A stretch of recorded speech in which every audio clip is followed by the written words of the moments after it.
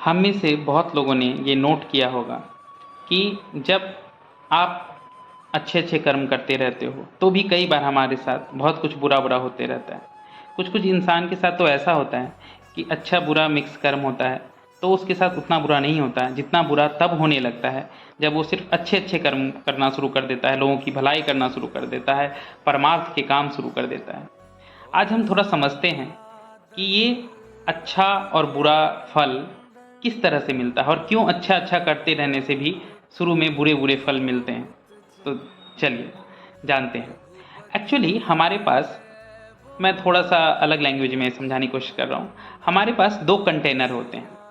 एक में रहता है हमारे बुरे कर्मों का फल, हमारे पाप का फल, और एक कंटेनर में रहता है हमारे अच्छे कर्मों का फल यानी पुण्य का फल।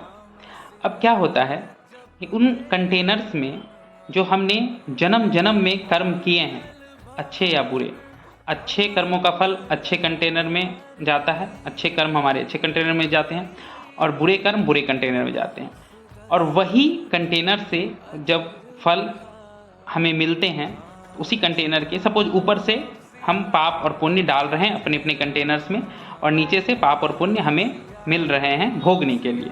पाप, याद रखिएगा, पाप के साथ पुण्य भी भोगना पड़ता है। जब कुछ अच्छा होता है हमारे साथ लाइफ में, इसका मतलब हम पुण्य भोग रहे हैं। जब कुछ बुरा होता है मतलब हम अपने पाप भोग रहे हैं, मगर भोग अपना ही पाप और पुण्य रहे हैं। ठीक है, तो क्या होता है, मान लीजिए हमारे पास कुछ फिक्स अमाउंट ऑफ पाप और फिक्स अमाउंट ऑफ पुण्य है, और दोनों में से थोड़ा थोड़ा पाप और पुण्य मिक्स आते रहता है। इसीलिए इंसान के जीवन में कहा गया है कि उतार चढ़ाव होते रहते हैं, हमें घबराना नहीं चाहिए, क्योंकि हमारे पास दोनों है, पाप है और पुण्य है। पाप आएंगे तो हमें दुख होगा, पुण्य आएगा तो हमें खुशी होती है। तो क्या होता है कि सपोज किसी ने बुरे कर्म करने एकदम से बंद कर दिए और केवल वो पुण्य के ही कर्म कर रहा है, केवल अच्छे कर्म कर रहा है, केवल सही कर्म कर रहा है। तो क्या होता है कि जो हमारे बुरे कर्मों के कंटेनर में जो पाप जा रहा था, जो हम कंटिन्यू कर रहे थे जाने अनजाने, वो जाना बंद हो जाता है और केवल पुण्य के कंटेनर में हमारा पुण्य जाते रहता है। उससे क्या होता है कि हमारा पाप वाला जो कंटेनर, पहले उसमें कुछ पाप आ रहे थे तो वो धीरे धीरे आता है कि चलो इसमें ऊपर से बढ़ रहा है तो आराम आराम से खर्च होगा, और पुण्य में भी पुण्य जा रहा था तो वो भी आराम आराम से खर्च हो रहा था। मगर जब पाप उसमें भरना बंद हो जाता है कंटेनर में, तो क्या होता है कि पुण्य तो अभी भी भर रहा है कंटिन्यू, हम पुण्य करने लगते हैं ज़्यादा से ज़्यादा, तो पुण्य तो धीरे धीरे ही आता है कि चलो ऊपर से आ ही रहा है इनपुट, तो एक लिमिटेड अमाउंट में आएगा, मगर पाप का ऊपर से आना बंद हो जाता है। तो क्या होता है कि पाप ज़्यादा ज़्यादा आने लगता है। ठीक है, तो उससे हम घबरा जाते हैं कि अरे हम तो अच्छा अच्छा कर रहे हैं, तो बट हमें तो पाप ज़्यादा भोगने पड़ रहे हैं। क्यों? क्योंकि अब उसमें ऊपर से तो कुछ आ नहीं रहा है। अगर पाप में भी ऊपर से कुछ भरते रहता तब तो वो भी धीरे धीरे निकल के आता उसका फल, पर ऊपर से भरना बंद हो गया तो वो ज़्यादा ज़्यादा आने लगा पाप, क्योंकि खाली हो रहा है ना। जब भी कोई चीज़ खाली होती है तो आप एक चीज़ नोटिस करिएगा, आप एक बोतल में पानी भर लीजिएगा और उसको पूरा भर के उल्टा कर दीजिएगा, और उसमें से देखिएगा शुरू में पानी धीरे धीरे निकलता है, और जब लास्ट में पानी निकलते रहता है तो बहुत स्पीड थोड़ी सी ज़्यादा हो जाती है लास्ट वाले पानी निकलने में। ठीक है, तो वही हिसाब किताब यहाँ होता है। जब ऊपर से पाप और पुण्य भरते रहता है तो दोनों ठीक ठाक स्पीड में आते रहते हैं, एवरेज स्पीड में। पर जब पाप को हम भरना बंद कर देते हैं, सिर्फ पुण्य भरते हैं, सिर्फ पुण्य के कंटेनर में अपना कर्म डालते हैं, तो पुण्य में तो ऊपर से भर ही रहे हैं, इसीलिए पुण्य धीरे धीरे आते ही रहता है और पाप जल्दी जल्दी आता है, क्योंकि वो खाली हो रहा है। जिस तरह होता है ना, हम गंदे रूम में झाड़ू लगाते हैं तो बहुत सारा धूल उड़ने लगता है, गंदगी उड़ने लगती है, तो यहाँ पाप कम हो रहा है, इसीलिए हमारे ज़्यादा आ रहा है।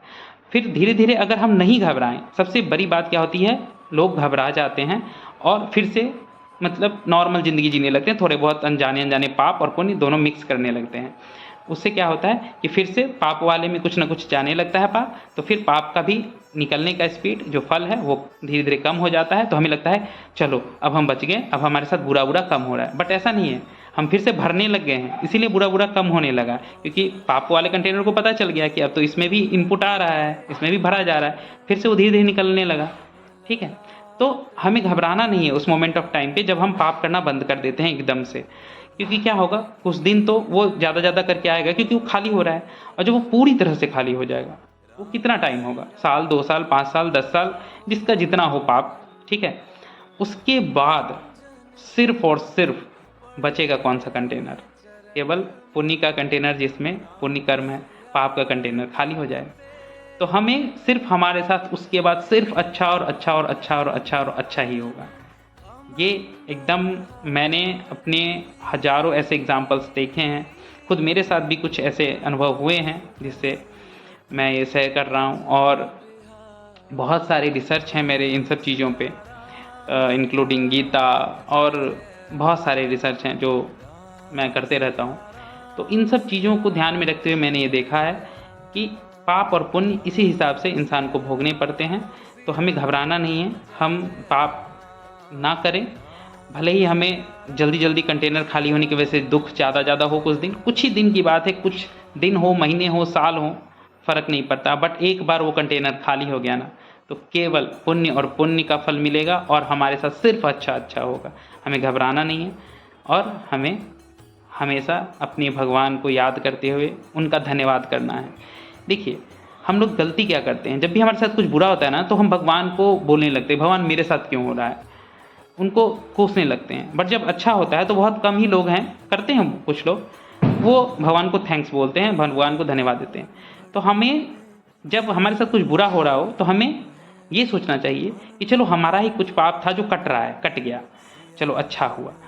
और जब अच्छा हो तो भगवान को थैंक्स करना चाहिए, वो भी पता है हमारा ही पुण्य है जो हमें मिल रहा है, फिर भी थैंक्स करना चाहिए, क्योंकि ये सारा कंट्रोल, ये सारा जगत सृष्टि, ये सारा पाप पुण्य, ये सब खेल भगवान का ही रचा हुआ है। तो जो परमपिता परमेश्वर हैं, उनकी हमें हमेशा उनको थैंक्स करना चाहिए, उनको धन्यवाद करना चाहिए, और कोशिश करना चाहिए कि संसार में सद्भावना फैली रहे, हर इंसान दूसरे इंसान को इंसान समझे और सबके साथ अच्छे से व्यवहार करें। तो आज इसी के साथ इस वीडियो का अंत करता हूँ। धन्यवाद।